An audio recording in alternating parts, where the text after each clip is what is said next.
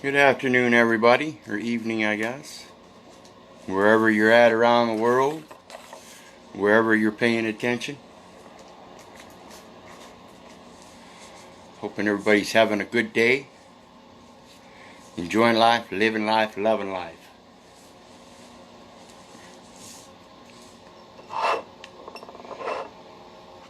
How's everybody doing today?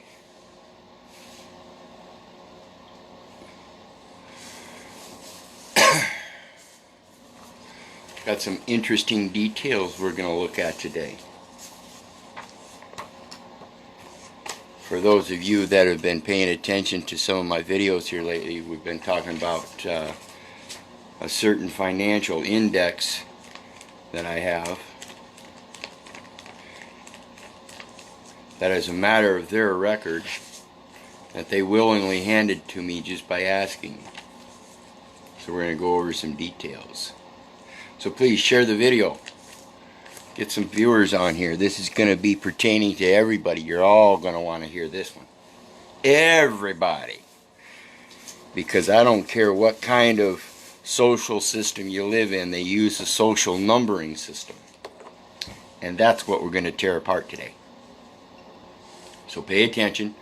Share the video. Tell everybody to come join us. How you doing, Johnny? Bob? I don't know who all's here, but whoever's watching, please, please, please realize the importance of what's going to happen here this afternoon. Because we've got some grammatical constructs that most people aren't familiar with and they don't bother questioning. So I've got some questions I'm going to pose and see if people can answer them.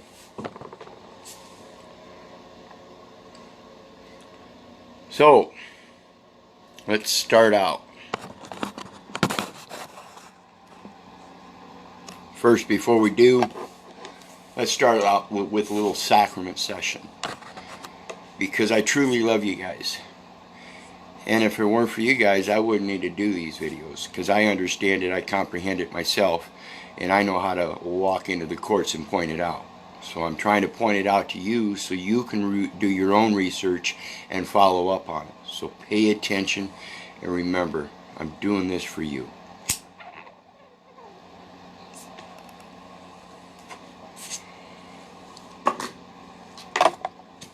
And with that, we have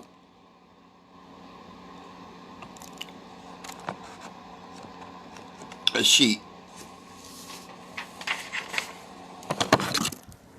And it's called the financial index. And what we're looking at right here is, see how it's got a big O in front of the general, civil, the criminal, and the full is blacked out. Look at the grammar, people. Why are there parentheses around the capital G? A parenthesis around the lowercase r, and parenthesis around the full. Well, I'm going to explain that. Hopefully to the best of my interpretation. Because according to Concise English, that parenthesis means that whatever is in it is not important. It is unimportant. And we know this. We've discussed this many times. You hear people say all the time, what is in parentheses doesn't exist. And that's basically what they're saying. And this is uniform with Concise English, but not so much that it doesn't exist, but that it is unimportant, is what the Concise English Handbook says. So when we see that G in parentheses and it's capitalized, what it's doing is it's saying that somewhere in there the G isn't important, or it is important to only certain individuals. In other words, what it's doing is it's bringing attention to a certain element of words denoting numbers, letters, and so forth. Remember, we discussed that the other day as well.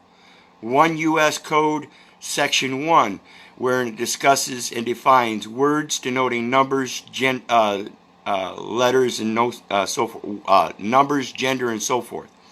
And what we're doing here is we're looking at the grammatical reference in general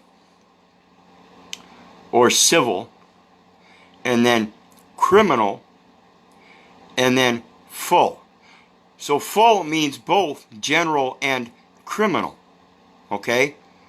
So that's the first note. That's why I put the 1 over there on full instead of starting with G as the 1. Because we also see in last firm right below it, it does the same thing. It's got the L capitalized.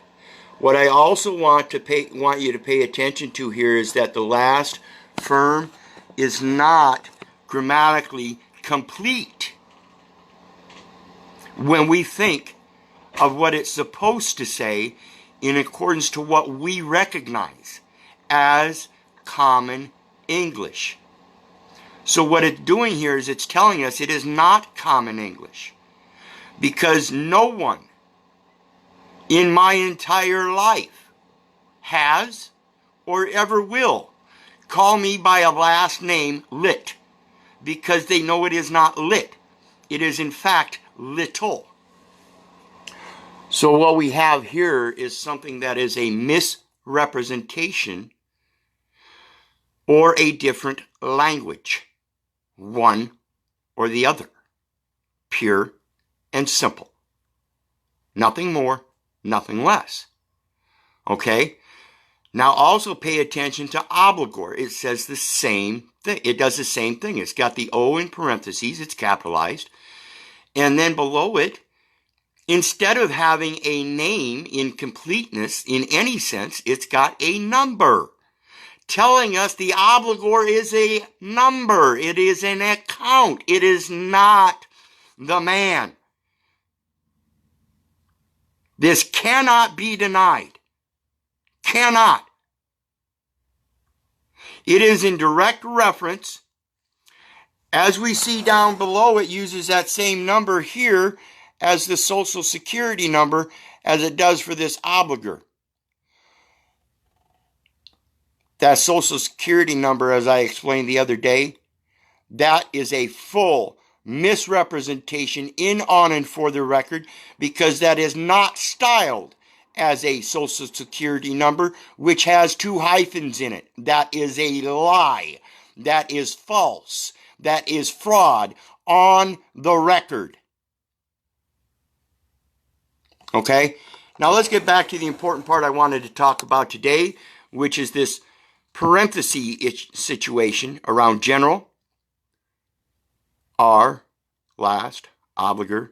And notice the obligee, these don't have letters or numbers. There's no denotation of what that is. We don't know who the obligee is. We don't know who the obligor is, or the payee or the payor. Yet they must know it, but they did not put it down. That too is an omission, which is a misrepresentation. It is false. It is a lie. It is fraud. Period. Same with this. Oops, let me go back. Same with this. That is not the correct grammatical style of spelling a name that I write. I have never been taught to write my name in all caps letters, nor have I ever written it in all caps letters, particularly for any commercial purposes, with intent, knowing, and willingly. Period. Okay, so let's discuss this unimportant part. Why is the capital G unimportant as the first letter? And nowhere else do I see anywhere that parenthesis is put around a lowercase letter except here. This is how I see things. And I want you guys to pay particular attention because I'm not saying this is true. I'm just saying this is the way I see things. This is the way I see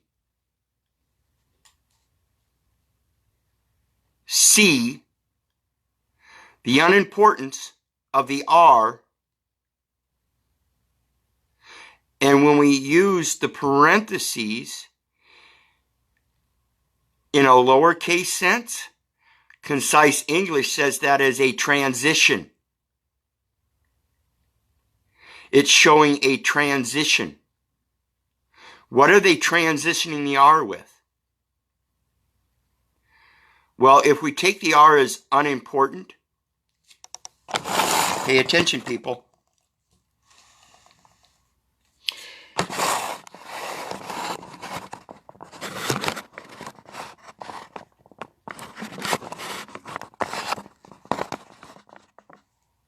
And we want to do some research.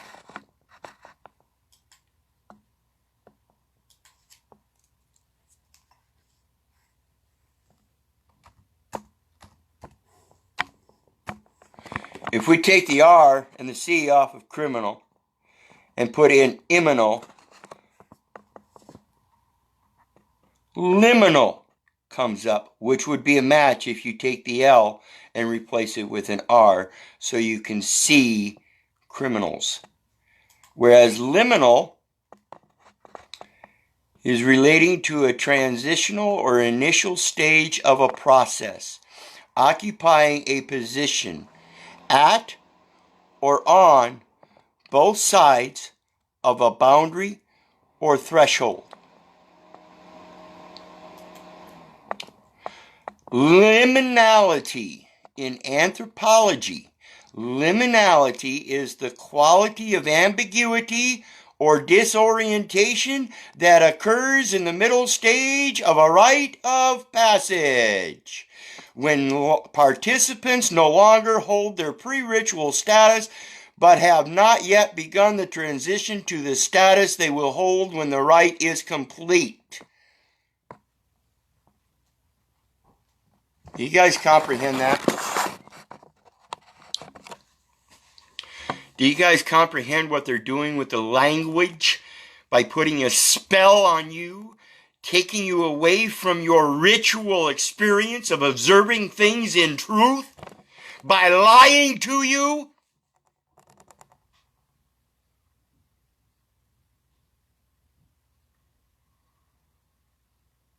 There is no such thing as a criminal record because all crimes are commercial. It must be a commercial record, and therefore all actions by them are a civil action.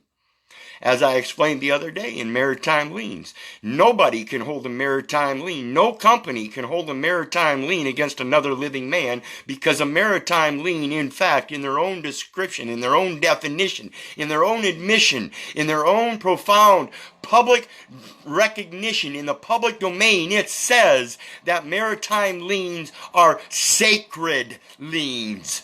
Therefore, no commercial entity can place a commercial, sacred lien against a man and take his sacred body.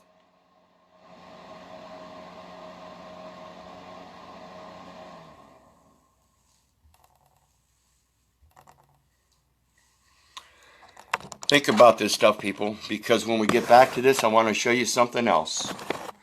This next part,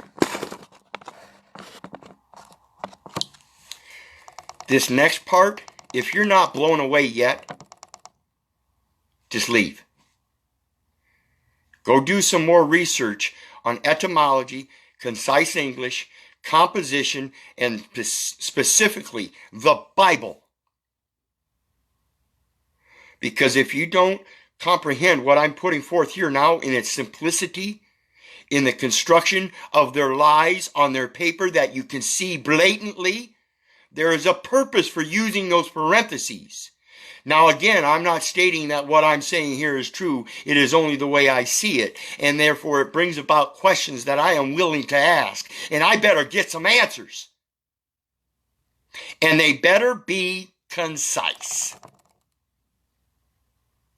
So when we get to this next part, again, like I said, if this part hasn't blown you away, you should go do some more research on the Bible and stuff, because this next part, if this part blew you away, pay attention to this next part.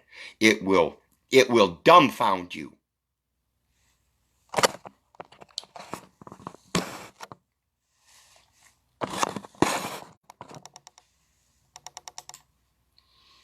Because when we go back to this, remember, we were talking about the unimportance of the letter inside. This one here, we're going to let that be unimportant. We're going to let that L be unimportant. And look at this part.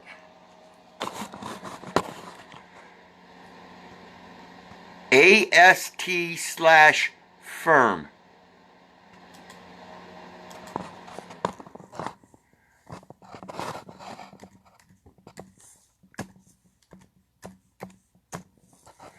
AST/firm. AST Professional Financial Services. What is AST?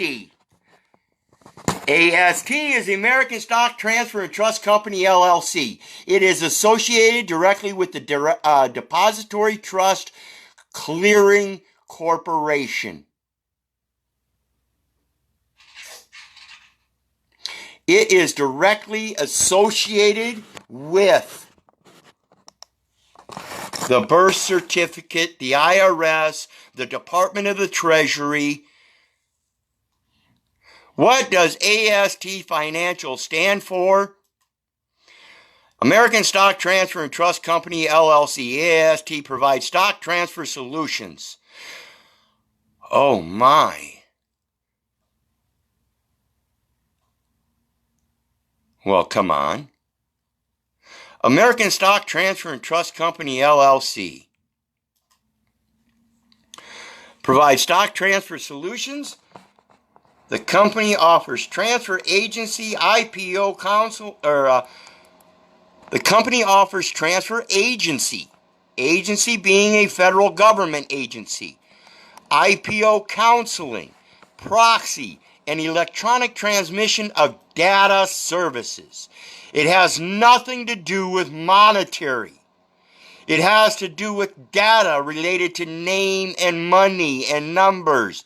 American Stock Transfer and Trust serves customers in the United States.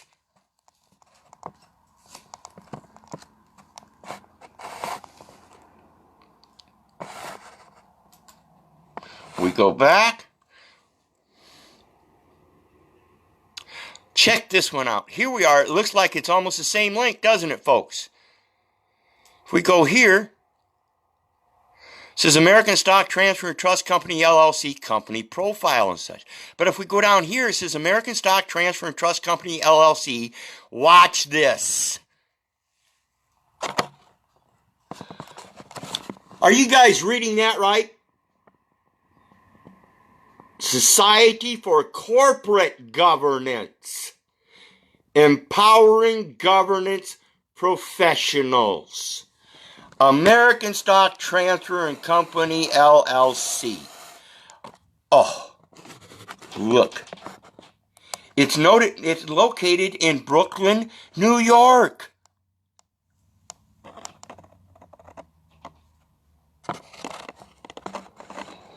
There's the executive vice president.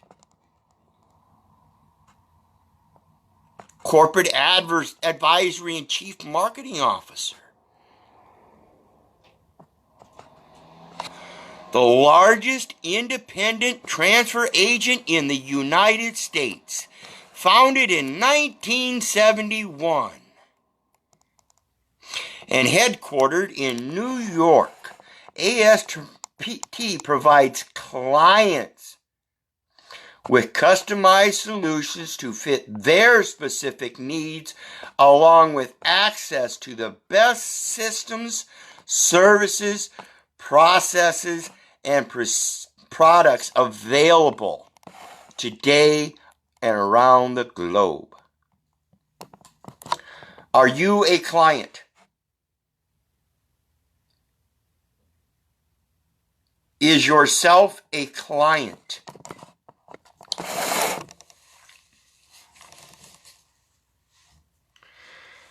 Realize this, people. This is what they're using against you. And you can tie it all in simply by asking questions. This is relative because this financial index comes from the local courthouse using a court register investment system wherein they are trading stocks, bonds. They are pooling all the bonds and trading them on domestic stock markets. Once those bonds are matured, they sell them to someone else because they've never been paid, because they are certificates of indebtedness from a debtor who has yet to pay his debts, who is then turning around and claiming you owe them a debt. Something ain't right here, Yogi. I hear you, boo-boo. But if we go check out these picnickers, I'll bet we can just get it for free. So really think about this stuff, people, and I urge you to start doing your research and start really thinking deeply on everything you read. Not every article you read. Every symbol. Every non-symbol. See, in language, even the spaces mean something. When Phoenicians and when you read the ancient documents, the very first ones, there are no spaces. They had a hard time trying to figure out whether they were supposed to read them right to left, left to right, or up and down, or down and up, because there were no spaces, leaving the fault or the fatality that it could possibly have been written diagonally. Or like the Mayans, from outside to the in, or from the inside to the out, in like a Fibonacci curve. So think, people, think. Everything does, in fact, mean something. Parentheses in concise English that says it's unimportant, but when they use it in the legal sense, it draws your attention, then let it draw your attention and seriously think about it and question why it is stating that it is unimportant when in fact it is capitalized. Why it is unimportant when in fact it is the second letter and it is lowercase. What is the difference? Why are those two very different elements in very differing statuses, capacities, and standings in the construction of language? Why are they so different? See how you use their words and terms and conditions against them? Simply by asking questions. You guys have serious questions on your documentation. I don't care what kind of problem you got going on. Show me your documentation. I'll tear it apart. But I can do that. But if you don't know how to do it yourself, me tearing your document apart and then you presenting it to somebody without being able to explain how it is torn apart is not going to do any good. You not being able to explain the answer to the questions asked is not going to do any good. The best questions asked are questions asked of fools who utter lies that you already know the answer to.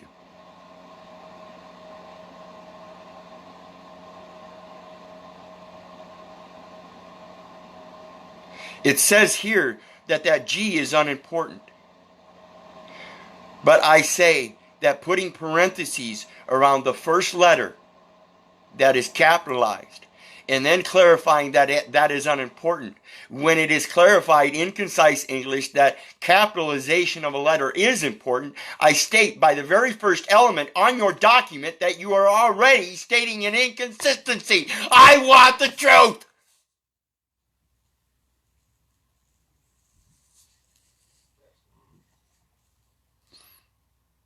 I will question every symbol. I will question the opening parentheses, and I will question the closing parentheses. I will question the positions they are in and the matter that is within them. I will even question them by removing them from the paper and questioning that which comes after it.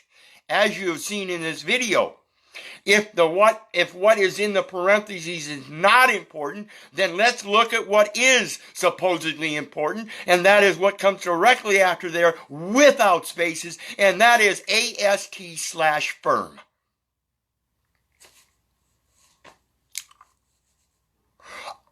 Oh, American Stock Trust or Transfer and Trust Company. Does that not make you seriously question things, or are you not looking into the paperwork as deeply as I've been telling you for 4 years? Why do you still come up with these questions? Why are you questioning me as to their law? Question their words on their paperwork that they're giving you. They're giving you evidence. Use it against you. Miranda rights. Again, I spoke on that recently. Anything you say can and will be used against you in a court of law. Is this a court of law? Fuck no, it ain't. My court of law says you are proving inconsistencies, and you have given me evidence for my court of law. Your responsibility for your maritime misconduct is in maritime courts, but your liability remains in admiralty, courts of law.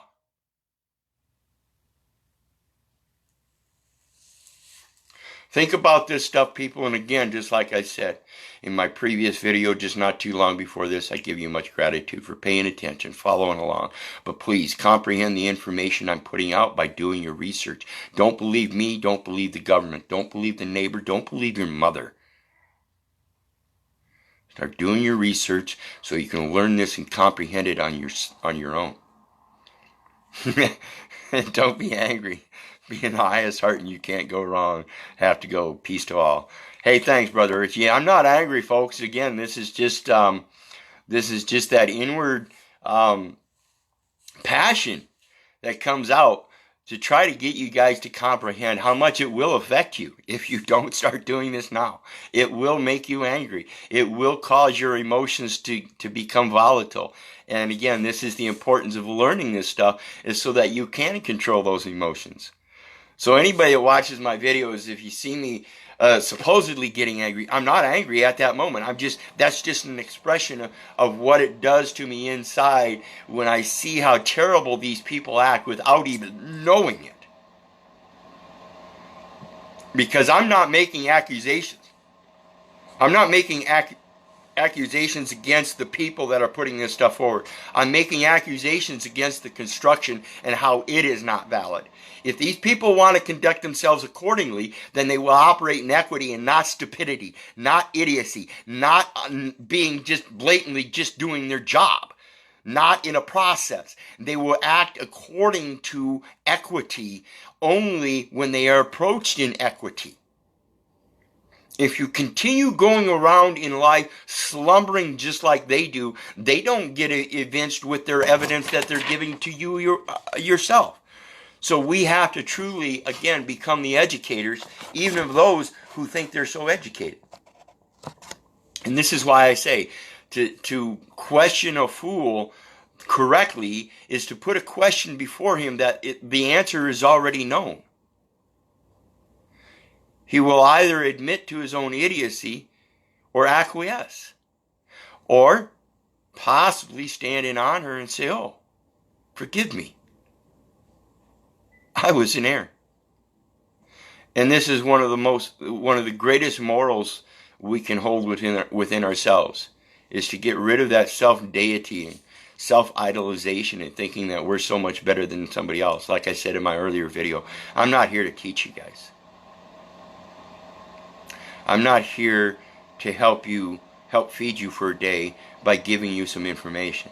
I'm not here to teach you how to live by teaching you how to get the information. I'm here to share the information because that's my duty. Nothing more, nothing less. Those that want to listen, please keep doing a good job.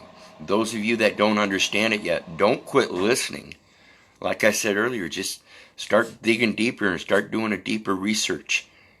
Start thinking more critically about each and everything we see. Instead of looking at such a grand picture and thinking that it's so amassed that it's overwhelming, realize that you're part of that picture, and that's all you have to do is see each part of that picture and define it for yourself. And it's just like building a puzzle. Once you define that piece, and then you recognize the piece that goes with it, and then another piece and another piece, the more you're able to see the picture in a whole. And that's where you need to start. You need to quit looking at the picture as a whole and trying to find one piece as a starting piece, and realize that piece is yourself.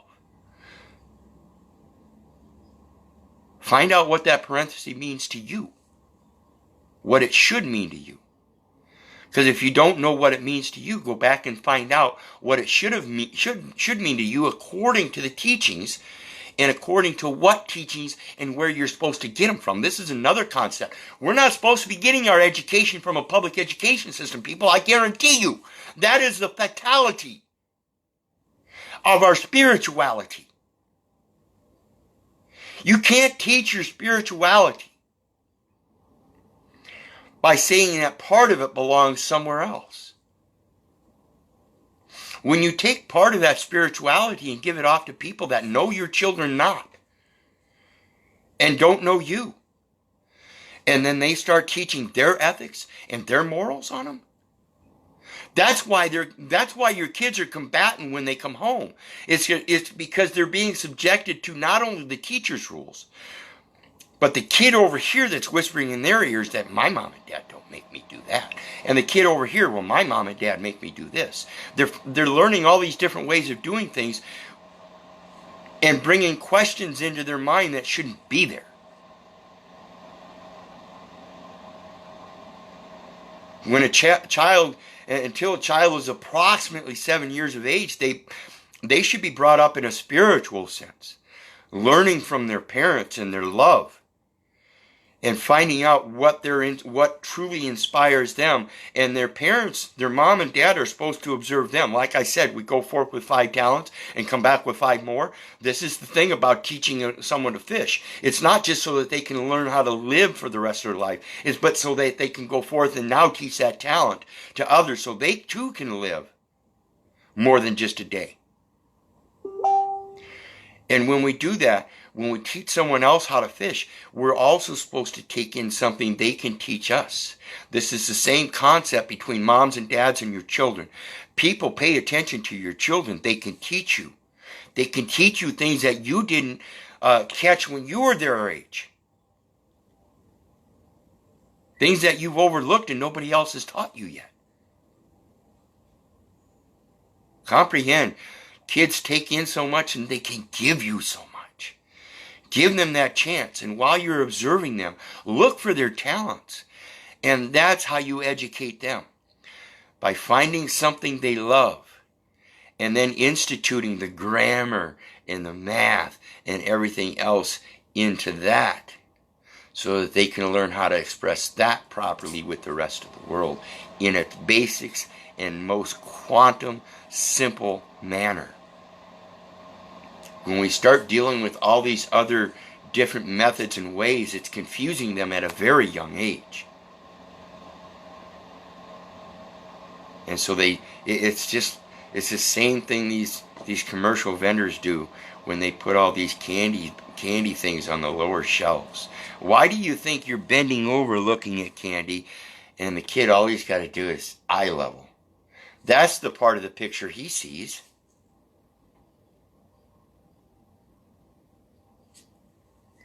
So think about this stuff and pay attention. Every little symbol means something. So when we see that little parenthesis starting out the very first, the O here is just a fill marker. So we don't need to pay attention because that's just for an option. But each one of them has an option. As an option, the very first symbol is a parenthesis saying that the very first symbol in them is unimportant. That's inconsistent when the very first symbol denotes a level of communication of some sort. And then that very first symbol refers to a secondary identification, both in last, and obligor. This one's referring to symbols of letters that are supposedly some kind of name but isn't complete. And this one's referring to numbers, not letters.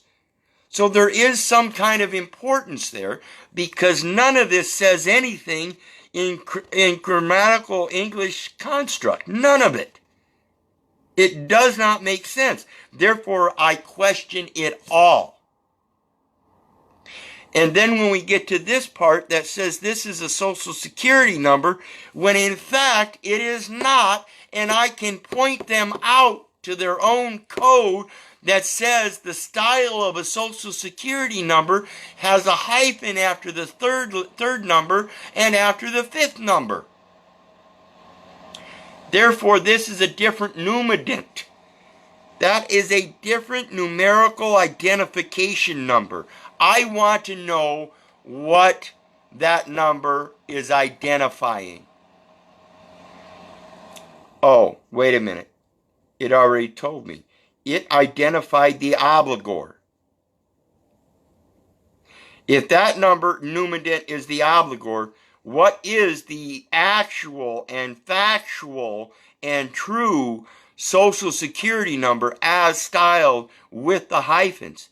Is that the obligee, the payor, or the payee that is not identified? Has it in fact been paid as they claim? If they have not listed the payor, payee, and obligee in the past on any cases, then has it ever actually been paid? And when they say due, and then give this funny set of numbers, what species is due? Do you have a due diligence to follow a due process? To make a due determination in accordance with the due process of law? To discern exactly what is in fact due and owing? Is it payable? They use that very loosely and everybody believes it's payable. In some time in the future it might be. As of this point in time, the way the law writes, it's not payable. It cannot be paid. It can only be transferred. And the only way it can be transferred, a charge can be discharged, is through a negotiable instrument. Nobody's even attempted to negotiate with me, because every time I tried to say something, they said, wrong. When it's not a matter of right and wrong in regards to their terms, it's a matter of their lying. They lie. That is a liability.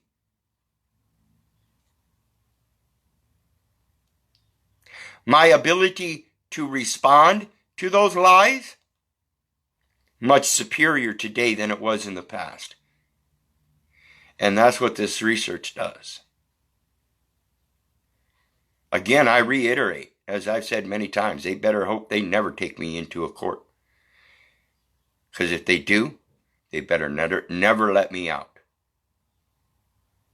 I come in peace, I am in peace, and I will leave in peace. All liability is on them. All of it. So remember this stuff, people. And in the meantime, just like always, I'm going to post my other PayPal or my other forum links. It's going to have that PayPal link. Please hit that share button or hit that PayPal link and share some love. I could certainly use it. But in the meantime, as always, all the other information, the forums, the videos, please share it. If you don't feel comfortable sharing it because you don't comprehend it yet, do your research on it. Comprehend it. Learn it so you can then share it. Okay? Meantime, again, remember, if it wasn't for you guys, I wouldn't be doing this. So please don't take it as anger. I do it all in love, though I hold a lot of compassion for it. Have a blessed day, folks. Love you. Bye.